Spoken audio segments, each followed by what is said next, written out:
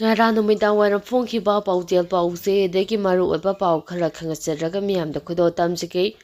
khongjang loising athubada thadokadabani thawai mirel ngasing manipur da thokliba tabada tu singlaba thagdo wathok kaya kuki terroristing namara laijadaba miyoi kaya gi yum ot walankibaga loinana miyoi lising kaya masagi yum laijadraba miyoi ohanbada natana sumna khaki thani pan khakta ngairiba angang yaungna nubi oibising phawba mihathina halakpagi thawngsing asida pendraba lebak miyamna maranai oiba wafam natana hongnaruba naidina haurapa yausing ni lebakkidamak songthoktunap saruk yaruba miyoi kaya lengak asina tunga ba kaya pansinina fajinkiba haibasi adungai ingkum jat lising masani pantaraga mapandagi lising masani pankunga taruk sahi tare khuntakpa matamda awagi makono konduna manipurgi ningthau oikiba ningthausing adugi mayokta wangang luba miyoi kudimak koitan tanaduna faraga kasum sangda thamjinba kharana awa leibak tana pokiba amade angang olangiba matam adagi thaudo aduga zamanaba ngasigi lenga asigi lichatni haina thawai mirelna lawtaba ngamdei manipurgi apumbagi sakta mase tana thugainabagi poram yappada natana sumna khaki thani pangkhakta ngairiba angang yaungna nupi oibising phawba mihathina halapagi thawngsing achibu pukning thawaliba kuki MLA singi mathakta matik chaba FIR panduna lokapam thoklaba thabak singdi amade lokatana sahi tare khuntakpa matamda awagi makhong konduna manipurgi ningthau oikiba ningthausing adugi matawgum ngasi phawba lengang loising asina karisu tawba ngamdana lengak paiminariba makoi masel amana amabu chainabana thawna phaba saktuna kayam kuine laikhigani haiba wafam sisero asida phongdarakli zero asida ngasigi lengang loisingna khwaidagi thajaba thamliba India lengaki sifaising adugi kem manungdagi maral laijadraba raisham kamaba bukawba miyoi amma numit kayani mafang khangduna mangan kraba fawba sojina thidopir o haijakre haiduna khongrang niktuna laithokliba lengang loisingna khangbigadabadi hangnaruba naidina leibakidama haurakpa yasingda saruk yaruba khongjang loising atatai tahanba yaroi tungan ba kayana punsinina fajinba haibase anobu irang ama laknaba jebau pibani hainasu thawai meragi campaign thadorakpa chero asida phongdarakte makha tarakpa pauda kuki meten 10 December mangada leiro jalagani November 10 da Jiribam district ki Borobektra subdivision ki manung chamba Jakorado da relief camp hangleba police station na khulai matik sana paiba kuki narco terroristing na nongmai kapagi thaudokta handuna CRPF ka kablakpada laikhidraba kuki meletin taragi haksang tha asigi mangagi nungthilda leiro jalagani leiron chambagi numi aduda laikhidraba singi maphamda ikai khumnaba utpoina December mangada to tesa dang lokthokle haina Indigenous Tribal Leaders Forum ITLF na thadorakpa chero amana hairi chero asina makha taraduna CRPF ko khuthoknabada laikhidraba kuki singadu DNA test tawdrabade postmortem ki report pi roi haina Silsar Medical Hospital da fazilaga thamlakhibani ITLF ki maikaidagi laikhidraba singadu Surchampur amade Felzoldagi ni hairabasu makoigi imung manung puthokpa ngamdabana DNA test tawba ngamdana lakhibani adumapu asiba haksang singadu matang kuina Silsar Hospital gi mokta thamlakpana maram oiraga khudongchadaba kaya mayoknarakpadagi ITLF ki maikaidagi December mangada Surchampur gi tibungda leiron chambagi tharam pangthoknaba tharang lokhatkibani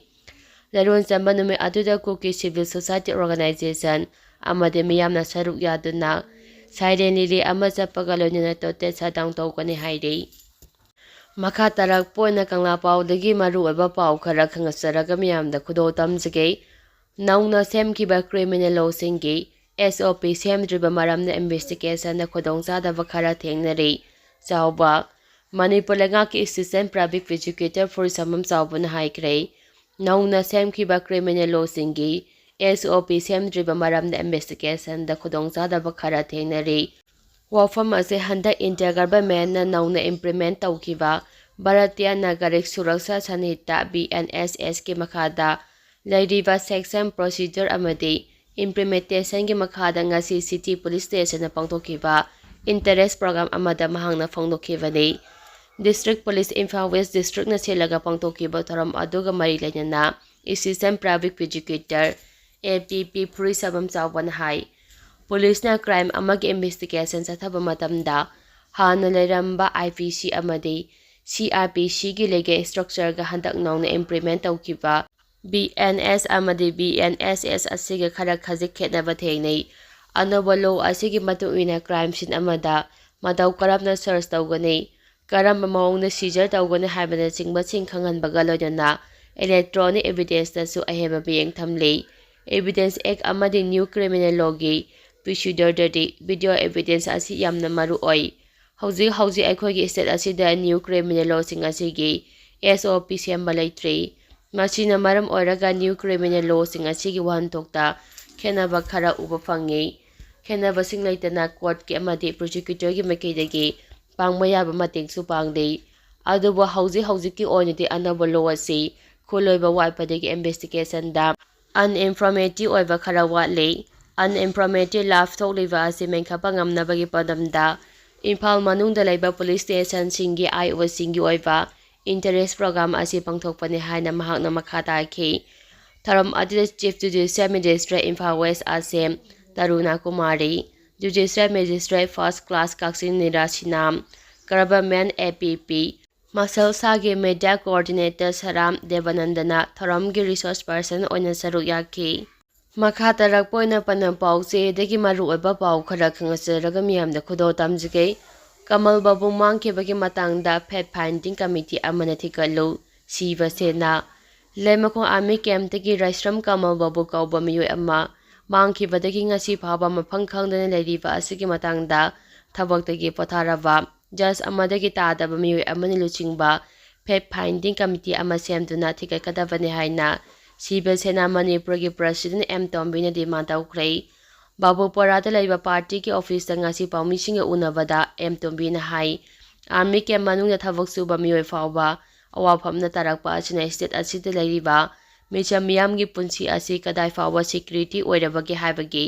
achoba wahang oirakli Manipur gi apambagi saktam kanaba honabada maitai khaktana atatai oina honabagi mahutta Lamdam asida khunda minariba yelaw furup khudima amata oina hona minaba mathau tai haikhi Manipur gi saktam kaiba yaroi hajna khulngaaliba miyoising asi lal haubanate makhoina khulngaaliba se Indian gi integrity ngaklibani maram asina khulngaaliba singbu phaba punbana singba thabaksing amata chathaba yaroi haikhi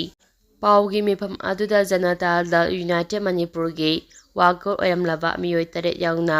Puna miyoi nipan Siva Senada nongna yorakpada party ki President M. Tombina taramna oki Makha tarakpa pauda Army ki helicopter sijinaduna Kamal Babu paksana thikhre Ta asi kunga maridagi mafam khangdana leiriba Kamal Babu ngasi Indian Army ki mateng kalona Manipur Police na ngasi lemakong amasung manak nakpa area da paksana thiba hombugi thabak sathakare haire Police ki paungna haribana Ngasi Manipur Police na sathakiba operation aduda army ki makedigi helicopter drone amasung army tracker dog yauna lami lising ani ki yauna araiba resource amasung support pikhi akhanaba investigation yumpham oiraga laimakong military station amasung masigi akoibada paksana operation sathakiba aduda miyoi ase military station natraga manak nakpa area dagi mangkhibra haibadu chap chana khangba ngamdrei Technical intelligence yaungna makha taba investigation sathari haire